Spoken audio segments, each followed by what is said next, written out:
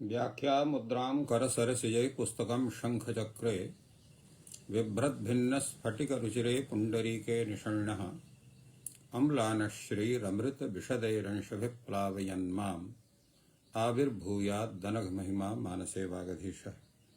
कृष्णाय वासुदेवाय हरये परमात्मने प्रणतक्लेशनाशाय गोविन्दाय नमो नमः।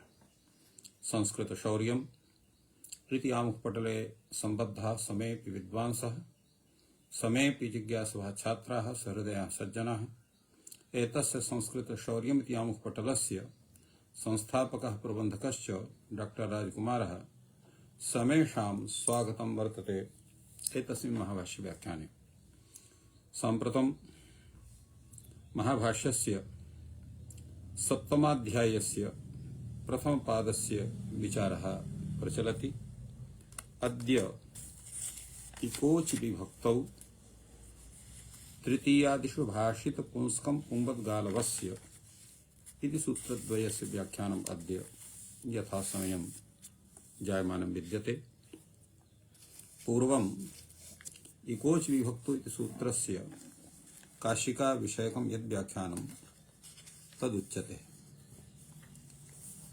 काशिकाकारः एतस्मिन् सूत्रे कथयति इगन्तस्य नपुंसकस्य अंगस्य अजादौ नुमागमः भवति। अर्थात अजादौ प्रत्यये परे नपुंसक लिंगे वर्तमानस्य इगन्तस्य अंगस्य नुमागमः भवति। प्रयोगः अत्र त्रिपुणी जतुनि तुम्बुरुणौ त्रपुणे जतुने तुम्बुरुणे इति एतानि अत्र उदाहरणानि प्रस्तुतानि। त्रप इति शब्दात् औ प्रत्ययः तस्य स्थाने नपुंसकाचित्तने शी इति आदेशः। अनेन नुमागमे अणत्वे च कृते त्रपुणी एवं जतु शब्दः अत्रापि तथैव औ प्रत्ययः नपुंसकलिङ्गे तस्यान् शी इति आदेशः।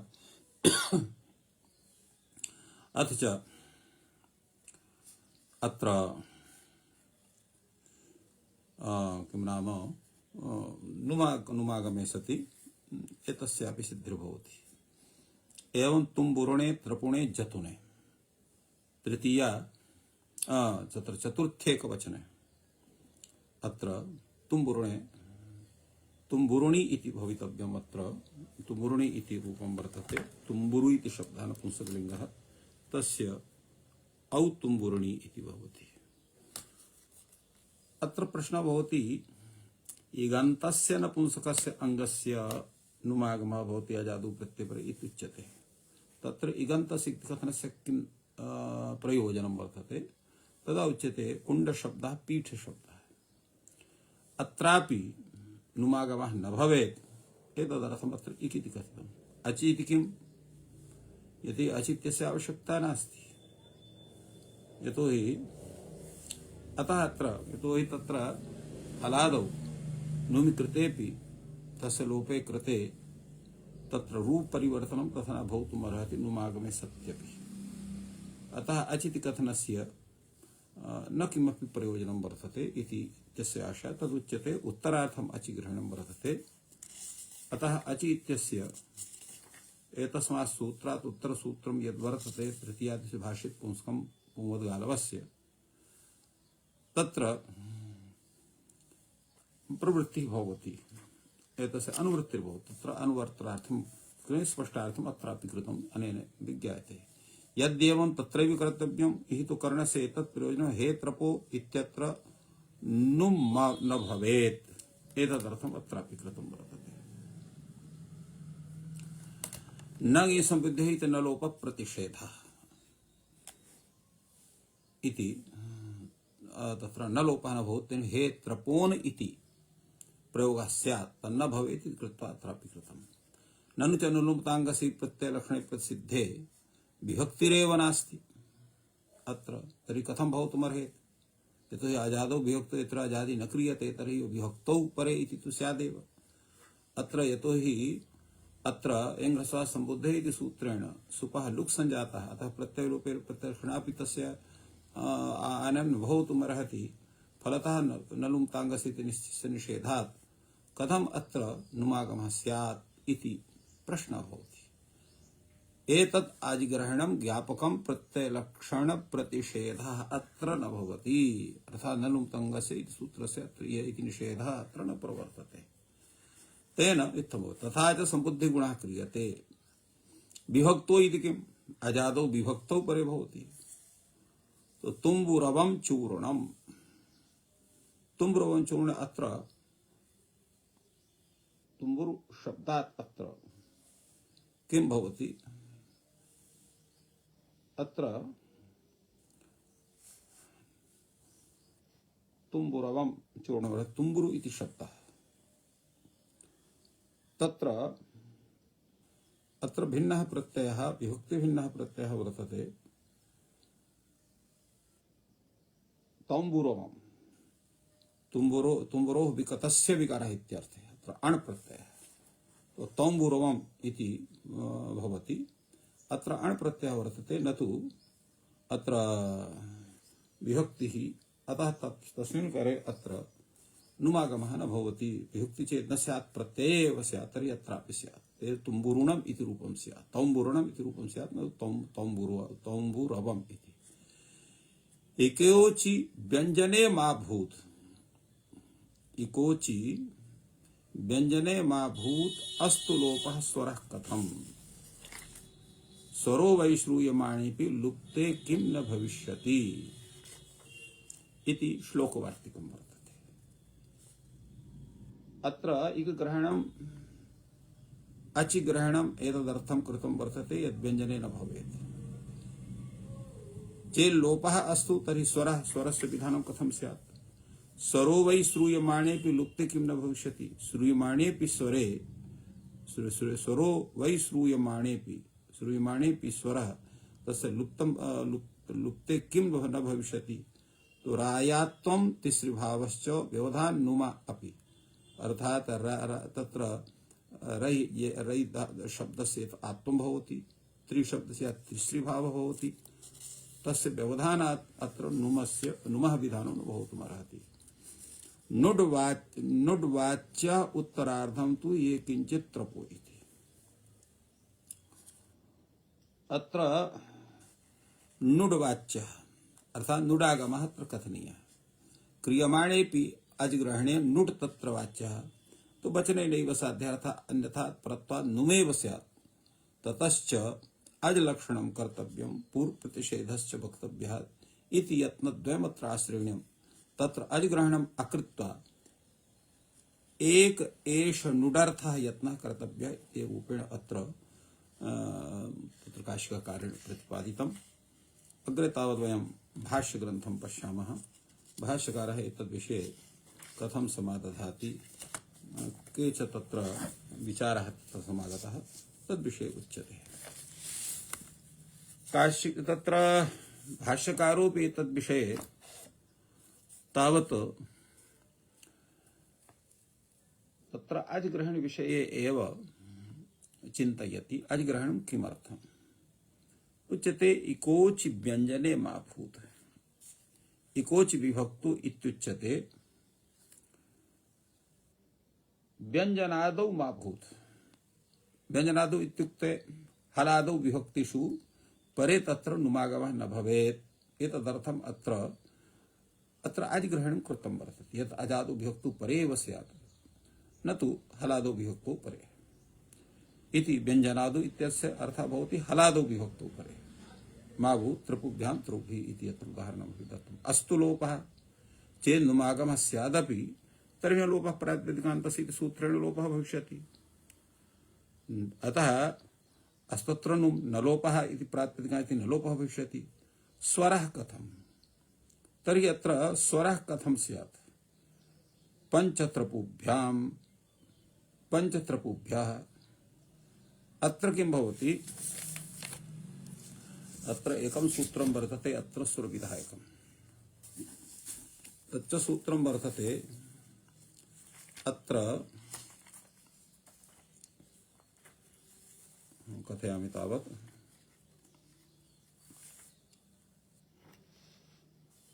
तत्र सूत्रमस्ति इगन्ते द्विगोः तत्र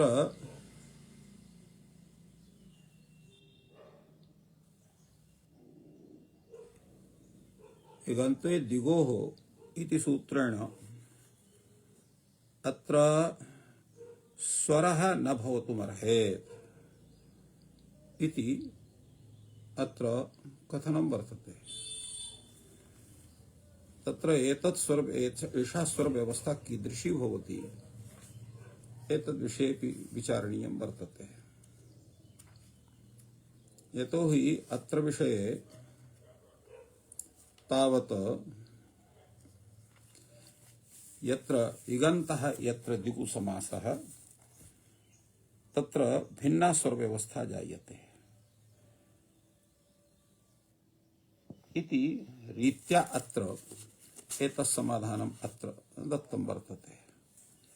तेन किं भवति चेत् अत्र पञ्चत्रपुभ्याम् अत्यन्त इत्येष स्वरः अत्र न प्राप्तो। स्वरो वै श्रूयमाणेऽपि नुमि स्वरो भवति पंचत्रिपुणा इत्यत्र तु स्यात्।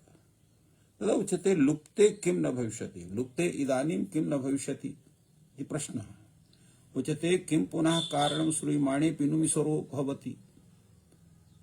पूर्वं प्रश्नस्य उपरि प्रश्नः भवति। अत्र एवं तत्र किं कारणं कः हेतुः यत्र श्रूयमाणेऽपि नुमि स्वरस्य विधानं जायते। तदा उच्यते संघातभक्तः असौ नो सहते अवयवस्य इगन्ततां विहन्तु। यतोः नुम् भवति समुदायम् उद्दिश्य, अतः संघातभक्तः असौ नुम् अवयवस्य इगन्ततां विहन्तुं नोत्सहते। तात्पर्यम् इत्थं वर्तते यत् इगन्तस्यैव स्वरव्यवस्था भवति, नुमागमे सति तत्र स्वरव्यवस्था न भवितुमर्हेत् इति कृत्वा एतत् कथनं वर्तते। अत्र तावत् एतद्विषये तत्र विचारणीयः विषयः भवति यत् तत्र तावत् यः विचारः अत्र आयाति तद्विषये एतत् चिन्तनं भवति। अत्र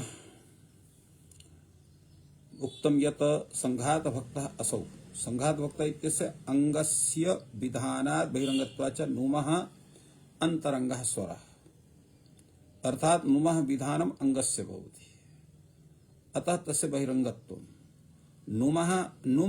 नुमः अपेक्षया तत्र स्वरः अन्तरङ्गः भवति, अतः तस्य प्रवृत्तिः पूर्वं भवति, अनन्तरं नुमागमः इति न कश्चन दोषः।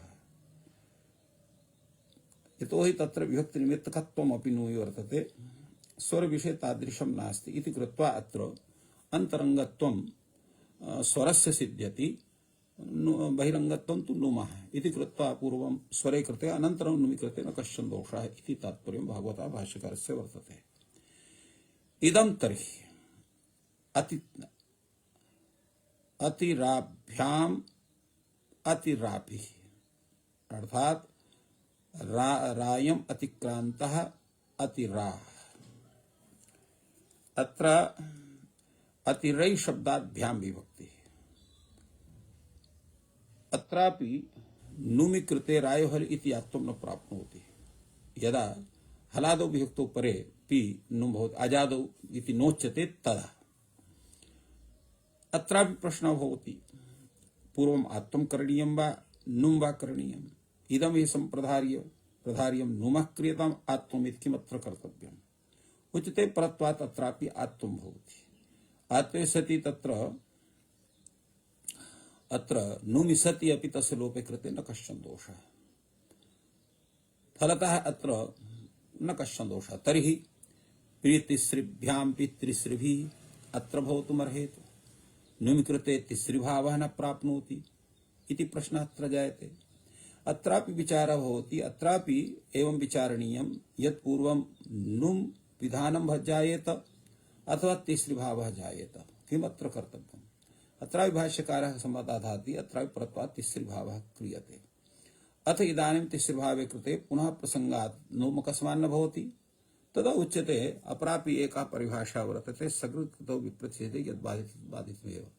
अत्रात् विप्रतिषेधे यत् एकदा यस्य बाधनं जातं तद् बाधितमेव सर्वदैव भवति, पुनः तस्य प्रवृत्तिर्न भवति इति परिभाषया अत्र पुनः नुमः प्रवृत्तिर्नैव जायते। अतः उत्तरं पठति इकोच विभक्तौ अजग्रहणं नुम नुटो प्रतिषेधार्थम्। इकोच विभक्तौ इति सूत्रे यत् अजग्रहणं कृतं वर्तते तब नुम विधानस्य नुटः विधानस्य च प्रतिषेधार्थं विद्यते। इकोच विभक्तौ अजग्रहणं क्रियते किं प्रयोजनं नुम नुटो प्रतिषेधार्थं। नुम नुटो प्रतिषेधार्थं एतत् कृतं वर्तते। नुमः नुड् विप्रतिषेधेन यथा स्यात्, अर्थात अत्र नुमः अत्र विप्रतिषेधेन तत्र प्रतिषिध्य अर्थात परत्वात् नुमः परत्वात् प्रबाध्य नुडागमः भवति यथा त्रिपुणां जतूनाम् इत्यत्र। इतरथा हि नुमो नित्य निमित्तत्वान् नुडभावः। यतोहि अक्रियमाणे हि अत्र अजग्रहणे नित्य निमित्तः नुम् कृतेपि नुटि प्राप्नोति अकृतेपि। नित्य निमित्तत्वात् नुमि कृते नुटः विधानं न भवितुमर्हेत् इति कृत्वा तत्र नुड् नुमः प्रबाध्य अत्र प्रवर्तते इति कथनस्य आशयः। अत्र एतद् विषये अत्र पुनः विचारयति भाष्यकारः। एतदपि प्रयोजनं नास्ति, अर्थात् अत्र तिसृभ्याम् इति यत् प्रयोजनम् अत्र दत्तम् अथवा त्रिपुणाम् इत्यस्य नोट् विषये प्रयोजनं यत्र दत्तं तदपि प्रयोजनम् अत्र नास्ति। कथमिति क्रियमाणेऽपि हि अजग्रहणे अवश्यम् अत्र नृढता यत्नः कर्तव्यः। अर्थात् अत्र अजग्रहणे कृतेऽपि अत्र त्रिपु आम् इत्यवस्थया नुमः अपि प्राप्तिर्भवति नुडः अपि प्राप्तिर्भवति, तर्हि अत्र नुड् विधानार्थः कश्चन यत्नः करणीयः। कस्य यत्नः अत्र करणीयः? पूर्वविप्रतिषेधो वक्तव्यः। अत्र परविप्रतिषेधः सम्भवः नास्ति, अतः पूर्वविप्रतिषेधः अत्र वक्तव्यः। किं प्रयोजनम्? इदं तर्हि प्रयोजनं नुट् कृते नुम् न भवेत्, एतत् प्रयोजनम् अत्र वर्तते। प्रश्नः भवति किञ्च स्यात् यदि नुम् स्यात्, नुम् कृतेऽपि तादृशमेव रूपं स्यात्, नुट् कृतेऽपि तादृशं रूपं, तदा उच्यते तथा न भवितुमर्हति। यदा नुट् भवति तदा नाम इति दीर्घः भवति, यदा नुम् भवति तत्र नाम इति सूत्रेण दीर्घः न स्यात्। त्रिपुणां जतूनां नाम इति दीर्घत्वं न स्यात्। तदुच्यते भवतु न भवेत् तत्र नाम इति दीर्घः। नोपधाय इति सूत्रेण तत्र दीर्घः भविष्यति, माधुः नोधाय इत्येवं भविष्यति। तदा उच्यते भवतु नाम अत्र तु न दोषः किन्तु अन्यत्र दोषः। कुत्र? इह तर्हि शुचीनाम् अत्र इन्हन् पूषार्यां नाम सौ च इति नियमात् अत्र दीर्घत्वं न प्राप्नुयात्। अपि च उच्यते तत्र अर्थग्रहणे नानर्थकस्य ग्रहणम् इत्येष अनया परिभाषा अत्र तस्यापि प्रवृत्ति नोपधा इत्यस्या प्रवृत्तिर्न भवितुमर्हति। उच्यते नैषा परिभाषा हि शक्या विज्ञातुम्। अत्र एवं न वक्तुं शक्यते। कथमिति चेत् अत्र अर्थग्रहणे नानर्थग्रहणम् इति परिभाषा आश्रयणं क्रियते, तर्हि अत्र वाग्मीत्यत्र दोषः स्यात्, अत्र नोपधा इत्यनेन दीर्घः न स्यात्। तर्हि किं करणीयम्? एवं तर्हि लक्षण प्रतिपदो तस्यैव ग्रहणम् इति रीत्या अत्र तस्य वारणं भवितुमर्हति। फलतः अत्र एवं रूपेण सम्पादितं यत् अजग्रहणं विनापि न कश्चन दोषः अत्र आपतति। अतएव भाष्यकारः सर्वं विचारेण कथयति उत्तरार्थं च। उत्तरार्थं तर्हि अजग्रहणं कर्तव्यम्। अस्थितस्य लक्षणामनं उदात्तः अजादौ यथा स्यात् इह न भवेत् अस्थिभ्याम् अस्थिभित्यत्र। अत्रापि प्रश्नः भवति यदि उत्तरार्थं स्यात् तत्रैव अजग्रहणं कुर्वीत, किमर्थम् अत्र कृतं वर्तते अजग्रहणं? तदा उच्यते यही क्रियमाणे यदि किंचित् प्रयोजनमस्ति तदुच्यताम्। अत्र इकोच विभक्तो सूत्रे चेत् अजग्रहणस्य किमपि प्रयोजनम् अत्र दृश्यते तर्हि भवतु नाम तस्यापि प्रयोगः। उच्यते यहापि क्रियमाणे प्रयोजनमस्ति, अर्थात् इकोच विभक्तो सूत्रे चेत् अजग्रहणं क्रियते तर्हि तस्य प्रयोजनं सिद्ध्यति। किम् अजादौ यथा स्यात् इह मा भूत्र पूजतु, अर्थात अजादौ विभक्तौ परे एव नुमः विधानं स्यात्, हलादौ विभक्तौ परे नुमः विधानं न भवेत्। एतदर्थम् इकोचि विभक्तौ सूत्रेऽपि अजिग्रहणमत्र कृतं वर्तते। तर्हि क्व दोषः आपतेत? उच्यते त्रपूजतु, त्रपूजतु इत्यत्र स्यात्। तदा उच्यते एतत् प्रयोजनं न भवितुमर्हति, एतद् विनास्ति प्रयोजनं, विभक्तो इत्युच्यते। न चात्र विभक्तिं पश्यामः यतोहि तत्र न अत्र समो नपुंसकात् विभक्तेर् लुक् भवति। प्रत्ययलक्षणेनापि तस्य आनयनं न कर्तुं शक्येन लुमुताङ्गस्य इत्यनेन प्रत्ययलक्षणस्य प्रतिषेधः स्यात्। तर्हि किमर्थम् अत्र ग्रहणम् इति अत्र प्रश्नः भवति। तद्विषये उच्यते एवं तर्हि सिद्धे सति यद् अधिग्रहणं करोति तद् ज्ञापयति आचार्यः भवति इह कश्चित् अन्योऽपि प्रकारः प्रत्ययलक्षणं नाम। तत्र प्रत्ययलक्षणस्य एतस्य अनित्यता स्वीक्रियते अनेन। किमेतस्य ज्ञापने प्रयोजनं? हे त्रपु हे त्रपो अत्र गुणः सिद्धः भवति। हे त्रपु हे त्रपो इत्यत्र यदा अत्र प्रत्ययलोप प्रत्ययलक्षणम् इति सूत्रस्य अत्र नलुङ्ताङ्गस्य सूत्रस्य अनित्यता सिद्ध्यति, तदा तत्र प्रत्ययलोप प्रत्ययलक्षणेन तत्र प्रत्ययम् आदाय अत्र ह्रस्वस्य इति सूत्रेण हेरत्रपो इति गुणः भवति। तेन हेरत्रपो इति सिद्ध्यति। यदा न भवति तर्हि हेत्रपो इति सिद्ध्यति। तत्र गुणः सिद्धः भवति। अत्रापि अत्र नुमः अपि प्राप्तिः स्यात्। नुमि सति अत्र किं भवेत्? तस्य लोपः तु न भवितुमर्हति। कथमिति? अत्र नगि सम्बुद्ध्यो इति सूत्रेण तत्र लोपस्य निषेधः स्यात्।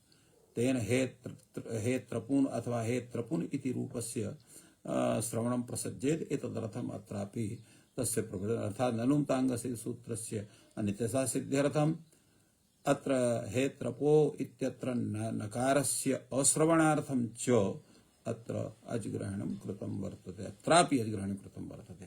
न केवलं उत्तरार्थता एव एतस्य प्रयोजनत्वम् अपितु अत्रापि किञ्चित् प्रयोजनं वर्तते इति भाष्यस्य आशयः।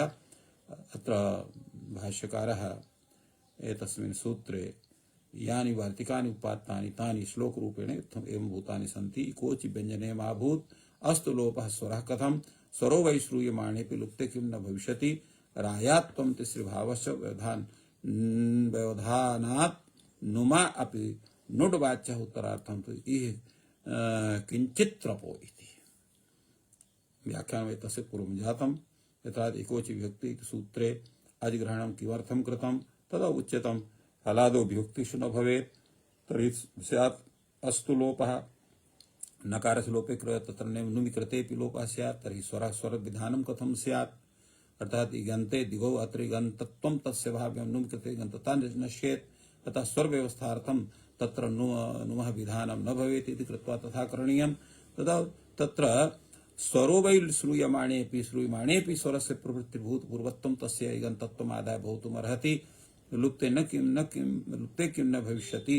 तदा उच्यते अत्र रायात्वम् अत्र तत्र प्रयोजनं तत्र दत्तमासीत् अतिराभ्याम् इति विषये अत्र प्रयोजनमातं। किन्तु अत्र परत्वात् आत्मं भवति तत्रापि न कश्चन दोषः। तिसृभाविषयेऽपि न दोषः। व्यवधानात् नुमा अपि नुड् वाच्यः उत्तरार्थं। नुड् अपि भवितुमर्हति पूर्वप्रतिषेधेन, तत्रापि न कश्चन दोषः। अतः उत्तरार्थं भवति। अत्र यत् कृतं वर्तते तत् त्रपो हे त्रप एतस्सिद्ध्यर्थं नलुङ्ताङ्गतस्य नित्यता अनित्यता साधयितुम् अत्र अजिग्रहणम् अत्र कृतम्। एवं रूपेण समाधानम् एतस्य जातम्। अस्तु, अग्रे तावत् सूत्रं वर्तते तृतीयादिषु भाषित पुंष्कं पुंवत् गालवस्य इति सूत्रं वर्तते। एतस्य सूत्रस्य विषये चिन्तयामः किं प्रतिपादयति यत् काशिकाकारः पूर्वम् अनन्तरं भाष्यकारस्य विषये वदामः। अत्र प्रतिपादयति तावत् काशिकाकारः तृतीयादिषु अजादिषु विभक्तिषु विभक्तिषु परेषु भाषित पुंष्कम् इगन्तम् नपुंसकम गालवस्य आचार्य समने पुंवत भवति एवं भूतः शब्दः यह पुल्लिंगेपि कथितः वर्तते अतएव भाषित पुंसकम भाषितम तत्र भाषित पुंसकम इति वर्तते एवं इगंतम नपुंसकम अर्थात नपुंसकलिंगे विद्यमानम एवं भूतम यह शब्दः तत्कालवस्य आचार्यस्य मतेन तस्य पुंवद्भावः भवति तर्हि किं स्यात् तदा उच्यते यदा पुंभावः स्यात् तर्हि पुल्लिंगे यथा ह्रस्वः न भवति ह्रस्व नपुंसके प्रातिपदिकस्य इत्यादि सूत्रैः एवं इकोच विभक्तो नपुंसकस्य झरचा इति सूत्रेण यः नुमा भवति तदपि न भवति तो यथा पुंसी ह्रस्व नुमौ न भवतः तद्वत् तत्रापि न भवतः एतस्य तात्पर्यम् यथा ग्रामणी ही ब्राह्मणः इति प्रयोगः भवति पुल्लिंगे तो ग्रामणी ब्राह्मणम् अत्र भवति नपुंसक ग्रामणी ब्राह्मणकुलम् ग्रामण्या ब्राह्मणकुलेन इति पुल्लिंगे ग्रामणिना ब्राह्मणकुलेन अत्र तु नुमागमः भवति ब्राह्मणिना इत्यत्र ग्रामण्ये ब्राह्मणकुलाय इति पुल्लिंगे ग्रामणिने ब्राह्मणकुलाय अत्र नुमागमः भवति ग्रामण्यो ब्राह्मणकुलात् ग्रामणिनः ब्राह्मणकुलात् तो अत्र सर्वत्र नपुंसकलिंगे नुमागमः दृश्यते ग्रामण्यो ब्राह्मणकुलस्य ग्रामणिनो ब्राह्मणकुलस्य ग्रामण्योः ब्राह्मणकुलयोः ग्रामणिनोः ब्राह्मणकुलयोः ग्रामण्यां ब्राह्मणकुलानां अत्र पुंवद्भावे तत्र तावत् किं भवति यदा अत्र ग्रामण्या ब्राह्मणकुलेन ग्रामणिना ब्राह्मण उभयो भवति पुंवद्भाव वैकल्पिकः अत्र वर्तते यदा पुंवद्भावः तथा ब्राह्मण्या ब्राह्मणकुलेन भवति यदा पुंवद्भावः भवति न भवति तदा ग्रामणिना ब्राह्मणकुलेन तो एवं रूपेण एते प्रयोगाः अत्र उपात्ताः वर्तन्ते ग्रामण्यां ब्राह्मणकुलानाम् इति भवति पुंवद्भावे सति नपुंसकले नुवचरि इति पूर्वसिद्धे नुडागमसे ग्रामणीनां ब्राह्मणकुलानाम् इति भवति ब्राह्मण्यां ब्राह्मणकुले ग्रामणीनि ब्राह्मणकुले अत्रापि पुंवद्भावे सति ग्रामण्यां ब्राह्मणकुले पुंवद्भावाभावे नुमागमे सति ग्रामणीनि ब्राह्मणकुले इति भवति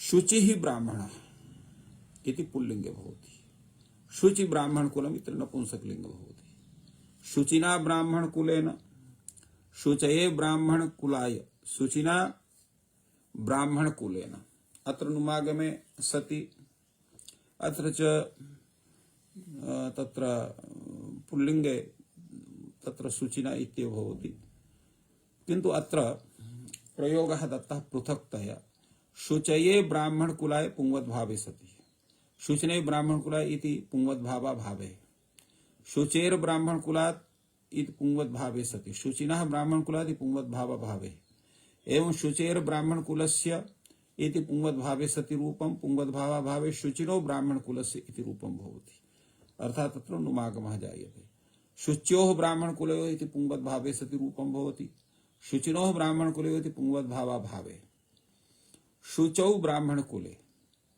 नपुंसकलिंगे क्षम्यतां तत्र सप्तमी एकवचने शुचौ ब्राह्मणकुले इति पुंवद्भावे सति पुंवद्भावाभावे तत्र शुचिनि ब्राह्मणकुले इति जायते नुमि सति एवं रूपेण अत्र पुंवद्भावे सति कीदृशं रूपं जायते अन्यद् तत्र पुंवद्भावाभावे कीदृशं रूपं जायते इति अत्र उक्तं वर्तते यद्यपि तृतीयादिषु भाष्यपुंस्कं पुंवद्गालवस् इति सूत्रे वैकल्पिकं विधानं न कथितं वर्तते किन्तु गालवस् इति कथनं वर्तते तो गालव ग्रहणात् अर्थात् गालव मते अत्र पुंवद्भावः भवति पाणिनि मते न भवति इति कृत्वा अत्र वैकल्पिकी प्रवृत्तिः एतस्य सूत्रस्य जायते इति सिद्ध्यति प्रश्नः भवति तृतीयादिषु विभक्तिषु परे एव इदं कथं भवेत् तदा उच्यते तृतीयादिषु विभक्तिषु नोच्यते तर्हि अत्र प्रथमा विभक्तौ एवमेव प्रथमा विभक्तेः द्विवचने द्वितीया विभक्तेः द्विवचने एपि तत्र तादृशी स्थितिः स्यात्। ग्रामीणी ब्राह्मणकुले शुचिनी ब्राह्मणकुले इति प्रयोगः न भवितुमर्हेत्, स च प्रयोगः स्यात्। एतदर्थम् अत्र तृतीयादिषु अजादिषु विभक्तिषु इत्युक्तं वर्तते। भाषित पुंस्कम् इति कथं वर्तते? यः शब्दः अत्र प्रयुज्यते स पुल्लिङ्गे प्रयुक्तः स्यात् इति कथनस्य आशयः। तत्र उच्यते यथं चेत् स्यात् तर्हि त्रपुणे जतुने इत्यापि पुंवद्भावः स्यात्। त्रपु शब्दः जतु शब्दः नित्यनपुंसकलिङ्गः। शुचि शब्दः ग्रामणी शब्दः नपुंसके पुल्लिङ्गे उभयत्र भवति। यत् ग्राम नयति इति ग्रामणीः, ग्रामं नयति यद् ब्राह्मणकुलं तत्कुलं ग्रामणी ब्राह्मणकुलम् इति भवति। एकवचने प्रथमैकवचने द्वितीयैकवचने तत्रैव तत्र चतुर्थैकवचने अत्र पुंवद्भावे सति अत्र जायते तत्र ग्रामीणे ब्राह्मणकुलाय पुंवद्भाव न होते ग्रामीणे ब्राह्मणकुला इति एवं रूपेण तत्र ज्ञातव्यं भवति। अत्र एकः अपरोपि प्रश्नः वर्तते। एकः शब्दः वर्तते पीलु शब्दः। पीलु शब्दः यदा वृक्षवाची भवति तदा पुल्लिङ्गः भवति, यदा फलवाची भवति तदा नपुंसकलिङ्गः भवति। पीलुर्वृक्षः फलमपि पीलु इति एवं रूपेण शास्त्रे कथितं वर्तते। तर्हि अत्र पुंवद्भावः भवितुमर्हेत् न वा इति प्रश्नः। अतएव इति आदाय अत्र काशिकाकारः विचारेण कथ्यते हि कस्मान्न भवति पीलुर्वृक्षः पीलुफलम् पीलुने फलाय पीलुने फलाय पीलवे फलाय इति उभयत्र भवितव्यं। कथं न भवति? तदा उच्यते यद्यपि अत्र आनुपूर्वी समाना वर्तते किन्तु प्रवृत्ति निमित्तस्य भिन्नता वर्तते। समानायाम् आकृतौ यद् भाषित पुंस्कं तुल्ये प्रवृत्ति निमित्ते तस्य पुंवद्भावः भवति। अत्र प्रवृत्ति निमित्त भेदः। एक पुल्लिङ्गः पीलु शब्दः वृक्षवाची वर्तते, तस्य प्रवृत्ति निमित्तं वृक्षः भवति। फलवाची यः पीलु शब्दः तस्य प्रवृत्ति निमित्तम् अत्र फलं वर्तते। अतः भिन्न प्रवृत्ति निमित्तकत्वम् उभयोः समान प्रवृत्ति निमित्तकं नास्ति। प्रवृत्ति कुत्र भवति? पुंवद्भावस्य समानायाम् आकृतौ यद् भाषित पुंस्कं तुल्ये प्रवृत्ति निमित्ते तस्य पुंवद्भावः स्यात् भवति। अत्र तु भिन्न प्रवृत्ति निमित्तकत्वं वर्तते, अतः प्रवृत्तिर्न भवति। ये तु वृक्षाकृतिः प्रवृत्ति निमित्तं पुंसि शब्दस्य, फलाकृतिर्नपुंसके वर्तते। अतः तदेव इदं तदेतदेवं कथं भवति भाषित पुंस्कम् इति, अर्थात् भाषित पुंस्कं भवत्येव नहि। अत्र किं तात्पर्यं वर्तते भाषित पुंस्क इत्यस्य शब्दस्य? भाषितः पुमान् यस्मिन् अर्थे प्रवृत्ति निमित्ते सः भाषित पुंस्कः इति भाषित पुंस्क शब्दस्य व्युत्पत्ति। भाषितः पुमान् यस्मिन् अर्थे प्रवृत्ति निमित्ते, तो यह अर्थः प्रवृत्ति निमित्तः सः तत्र पुमान् भाषितः भवेत्। अतएव समान प्रवृत्ति निमित्तकत्वे एव एतस्य सूत्रस्य प्रवृत्ति भाषितः पुमान् अस्मिन् अर्थे इति भाषित पुंस्कः अर्थः प्रवृत्ति निमित्तः। भाषित पुंस्क शब्देन स एव उच्यते। तद योगात् अभिधेयमपि यद् नपुंसकं तदपि भाषित पुंस्कं। तद योगात् अभिधेयमपि यत्, तत्र अभिधेयमपि नपुंसकमपि स्यात् पुंस्त्वमपि स्यात्। नपुंसकं तदपि भाषित पुंस्कं भवति। तस्य प्रतिपादिकं यत् शब्दस्वरूपं तदपि भाषित पुंस्कं भवति इति रूपेण अत्र प्रतिपादितम्। इक इत्येव अर्थात् इगन्ताय भवति। अत्रापि तत्र पुंवद्भावः अनिगन्ते न भवति। इक इत्यस्यापि अनुवृत्तिः अत्र भवति। तेन कीलालपाः ब्राह्मणः कीलालपं ब्राह्मणकुलम् अत्र पुंवद्भावः कीलालपेन ब्राह्मणकुलेन अत्र पुंवद्भावः न भवति। इत्थं प्रथमम्। अचीति किम्? तत्र अजादौ प्रत्यये परे भवति।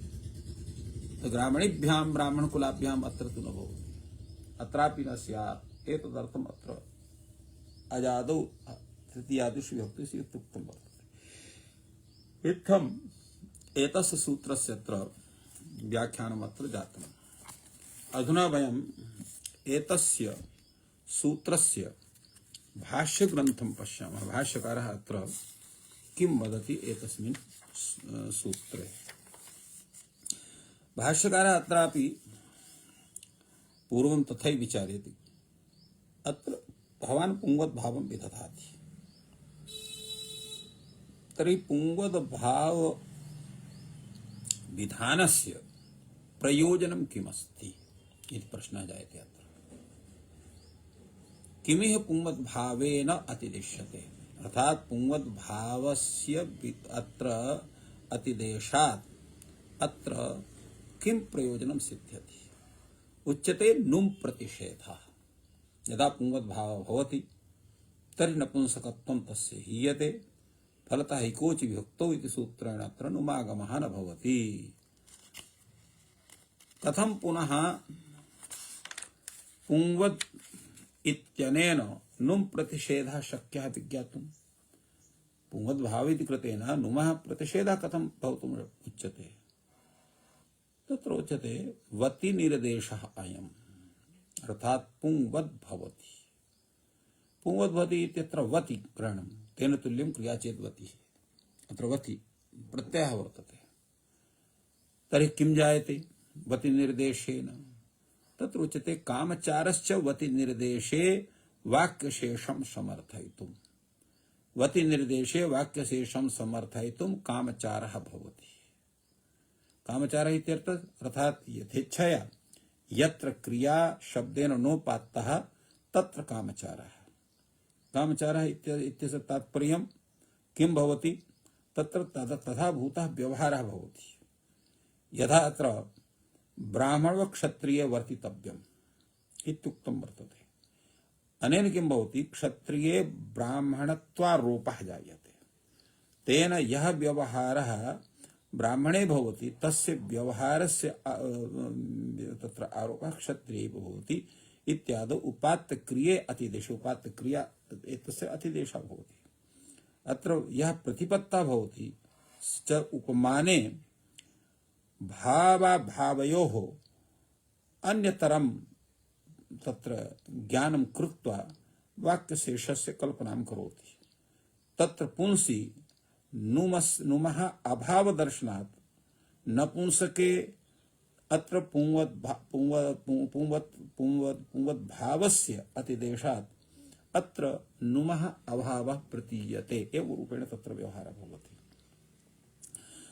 तत्र एतस्मिन् शास्त्रे, यतोहि शास्त्रे तत्र विचारः कथं भवति, लक्ष्यानुसारं भवति। यथा लक्ष्यं तथा शास्त्रे कल्पना भवति। तो ये शास्त्रे यथा लक्ष्यं क्वचित् भवति इति रीत्या तत्र अध्याहारः क्रियते, तेन तत्र नुमागमः भवति। क्वचित् न भवति नुमागमः इति कृत्वा किं क्रियते, तत्र पुंवद्भावं विधाय तस्य वारणं क्रियते। क्वचित् उभयस्यापि स्थितिः दृश्यते। यथा स्थानिवत् अतिदेशे तथा अत्र वायो इत्यत्रापि शास्त्रे लोपस्य अभावः अत्र भवति एवं रूपेण कैयटः अपि प्रतिपादति एतस्मिन् विषये। अस्तु तावत्। अत्र यः भाष्यकारः एतद्विषये कथयति तद्विषये वयं चिन्तयामः। वति निर्देशे वाक्यशेषं समर्थयितुम् अस्माकं तत्र स्वेच्छा भवति शास्त्रानुसारेण। यथा अत्र प्रयोगः दृश्यते, उसी नरवन मद्रेषु यवाः। मद्रदेशे ये यवाः सन्ति ते उशीनर देशवत् वर्तन्ते। अत्र विचारः भवति, उसी नरवन मद्रेषु यवाः सन्ति अथवा न सन्ति, उभयोः अत्र आपत्तिः भवति। सन्ति इति न सन्ति इति। एवं अपरः प्रयोगः भवति, मातृवत् अस्य कलाः, अस्य कलाः मातृवत् वर्तन्ते इति वाक्यं जातम्। अनन्तरं सन्ति क्रिया इति तत्र प्रयोक्तव्या, न सन्ति इति वा प्रयोक्तव्या इत्यपि विचारः भवति। एवम् इहापि ततो पुंवद् भवति, पुंवद् न भवति इति तत्र पुंवत् इत्युक्तम्। तो पुंवद् भवति इत्यपि वक्तुं शक्यते, पुंवद् न भवति इति वक्तुं शक्यते। तत्र वाक्यशेषं समर्थयिष्यामहे, अर्थात वाक्यशेषस्य अतः समर्थनम् अस्माभिः क्रियते। यथा पुंसः नुम् न भवति, तो इत्येवं तृतीयादिषु भाषित पुंस्कस्यापि न भवति। नुम् भवति चेत् तर्हि अभाषित पुंस्कस्य नुम् भवति इति वक्तुं शक्यते। अत्र पुनः एकः प्रश्नः वदति, भवान् अत्र किमिच्छति? अत्र नुम् प्रतिषेधः इति भवान् कथयति, अथवा न पुनः अन्यदपि पुंसः प्रतिपदं कार्यमुच्यते यत् तृतीयादिषु अजादिषु विभक्तिषु भाषित पुंस्कस्य अतिदिश्येत, किमत्र भवतः विचारः वर्तते इति प्रश्नः जायते। तात्पर्यमिदं यत् पुंवद्भावस्य विधानं भवतः क्रियते तब केवलं नुमः प्रतिषेधः भवति, अथवा न पुनः अन्यदपि पुंसः प्रतिपदं यत् कर्तव्यम् तत् तृतीयादिषु अजादिषु विभक्तिषु भाषित पुंस्कस्य तस्यापि अतिदेशः भवति इत्येवं रूपेण कश्चन प्रश्नः। अर्थात नुमः अतिरिच्य अन्यस्य कस्यचित् विधानम् अत्र प्रवर्तते, यत् पुंस प्रवर्तते तन्न पुंसकेऽपि स्यात् तद्भवति न वा इति मुख्यतया प्रश्नः वर्तते। उच्यते अनारम्भात् पुंसि न हि किंचित् पुंसि प्रतिपदं कार्यम् उच्यते। अर्थात एवं भूतं किमपि कार्यं नास्ति यत् कार्यं पुंसि एव भवति, तृतीयादिषु विभक्तिषु परेषु तत्र स्त्रीलिंगे नपुंसकलिंगे च न भवति इति अत्र उच्यते। यत् तृतीयादिषु अजादिषु विभक्तिषु भाषित पुंस्कस्य अतिदेशः अत्रापि भवितुम् अर्हति। अत्र नुम् प्रकृतः, अत्र नुम् भवति नपुंसकलिंगे, पुल्लिंगे न भवति। नुम् प्रकृतः तत्र किम् अन्यत् शक्यं विज्ञातुम् अन्यतः नुम् प्रतिषेधः। नुमः विधानो नपुंसके एव भवति, स्त्रीलिंगे पुल्लिंगे न भवति। अर्थात् नुम् तत्र नुम् विधाना भावः एव अतिदिश्यते। पुंसि यस्य विधानस्य दर्शनं प्राप्यते तस्यैव विधानम् अत्र भवति। पुंसि किं प्राप्यते? नुम विधाना भावः प्राप्यते। अतएव अत्र नपुंसकेऽपि पुंवद्भावे सति नुम विधाना भाव एव अतिदिश्यते इति तस्य तात्पर्यम्। अतएव अयं प्रश्नः जातः, न हि किंचित् पुंसि प्रतिपदं कार्यमुच्यते यत् तृतीयादिषु अजादिषु विभक्तिषु भाषित पुंस्कस्य अतिदिश्येत, अर्थात् भाषित पुंस्कस्य अतिदेशस्य विधानं स्यात्। नुम् प्रकृतः, प्रकृता नाम प्रकरण प्राप्तः। नुमः प्रकरणं वर्तते, नुमः विधानं भवति। यथा नपुंसकस्य जलजः वर्तते, एवमेव तत्र इकोजि विभक्ति इति सूत्रं वर्तते नुम् विधानं ज्ञापयितुं। तो नुम् प्रकृतः तत्र प्राप्तः वर्तते। अतः यत् तृतीयादिषु तत्र किम् अन्यत् शक्यं विज्ञातुम् अन्यतः नुम् प्रतिषेधात्। नुम् प्रतिषेधात् अन्यतः किमपि यत् अन्यत् नास्ति यत् विज्ञातुं शक्यं स्यात् इति तात्पर्यम्। उच्यते पुंवदिति नुम् प्रतिषेधश्चेत् गुणनाभाव नुडौत्व प्रतिषेधः। यदि पुंवद्भावे सति नुम प्रतिषेधः भवान् कथयति तर्हि अन्यान्यपि एवं भूतानि कार्याणि यानि प्राप्नुवन्ति तेषां कार्याणामपि प्रतिषेधः भवता वक्तव्यः। कानि च तानि कार्याणि? तत्र गुणः, घेरिङ्गिति सूत्रेण अत्र गुणः भवति, एवमपि भवति कुत्। एवं नाभाव, आङ्गुनास्त्रियमिति सूत्रेण नाभावः भवति। एवं नुड् भवति, ह्रस्वनद्यापो इति नुड् भवति। एवमेव अच्छघे इति सूत्रेण औत्वं भवति। एवं ह्रस्वस्य गुणः जसि च इति सूत्रेण प्राप्तः गुणः जस्य इति सतति स्थितिर्नास्ति किन्तु घेरुङ्गिति इति सूत्रस्य गुणः स्थितिः भवति। आङ्गुनास्त्रियं नाभावस्य स्थितिः वर्तते, ह्रस्वनद्यापो नुडभावस्य स्थितिः भवति, नुड्भावस्य स्थितिः भवति। एवमेव अच्छघे इति सूत्रेण औत्वस्य प्राप्तिर्भवति। एतेषां समेषां पुंवद्भावे प्रतिषेधः कथनीयः यथा नुम भाव नुम तत्र नुमा भाव नुमः प्रतिषेधः क्रियते उच्यते अपि पुंवदिति नुम प्रतिषेधश्चेद गुणनाभावनुडौत्वानां प्रतिषेधः भक्त्याः गुणः ग्रामण्ये ब्राह्मणकुलाय पुंवद्भावे ग्रामण्ये भवति अत्रापि गुणगेरिति गुणः स्यात् तेन ग्रामण्ये ब्राह्मणकुलाय इति स्यात् नाभावः अत्र गुणास्त्रियां यदि नाभावः भवति ग्रामण्या ब्राह्मणकुलेन भवति नाभावः स्यात् ग्रामणिन्या ब्राह्मणकुलेन इति स्यात् नुट ग्रामण्यां ब्राह्मणकुलानाम् अत्र सुनद्यापि नुट् भवति तर्हि ग्रामण्यां ब्राह्मणकुल इत्यस्य स्थाने ग्रामणीनां ब्राह्मणकुलानाम् इति स्यात् नुट् इति एवं रूपेण औत्वं ग्रामण्यां ब्राह्मणकुले इति भवति पुंवद्भावे सति अत्र चघे इति औत्वे सति ग्रामणौ ब्राह्मणकुले इति स्यात् तो एवं एतेषां प्रतिषेधः वक्तव्यः उच्यते ह्रस्वत्वम् अप्रतिषिद्धं ह्रस्वाश्रयाश्चैते विधयः प्राप्नुवन्ति तात्पर्यम् एवं वर्तते यत् अत्र यदा पुंवद्भावः भवति तत्र ह्रस्वो नपुंसके प्रातिपदिके ह्रस्वः अपि अप्रतिषिद्धं भवति अर्थात ह्रस्वस्यापि प्रतिषेधः तत्र जायते तेन ह्रस्व विधानस्य प्रतिषेधस्य सत्वात् अत्र एतानि कार्याणि न प्राप्नुवन्ति कथमिति ह्रस्वाश्रयश्चैते विधयः अत्र गुणविधिः नाविधिः नुड् विधिः औत् विधिः एते सर्वेपि विधयः तत्र ह्रस्वाश्रयः वर्तन्ते ह्रस्वस्य अप्रतिषेधात् अर्थात् ह्रस्वस्य विधानात् अतः ह्रस्वः भवति ह्रस्वाभावार्थञ्च अर्थात ह्रस्य अभावार्थमपि नुमः अपि पुंवद्भावः भवति इत्यर्थः किंच नुम प्रतिषेधार्थम अत्र किमर्थं नुम प्रतिषेधार्थं वर्तते कथं पुनः अत्र अप्रकृतस्य असंशब्दितस्य ह्रस्वत्वस्य प्रतिषेधः विज्ञातुम् अत्र अप्रकृतस्य असंशब्दितस्य ह्रस्वत्वस्य प्रतिषेधः अत्र कथं विज्ञातुं शक्यते पुंवद्भावेन इति कस्यचित् प्रश्नः उच्यते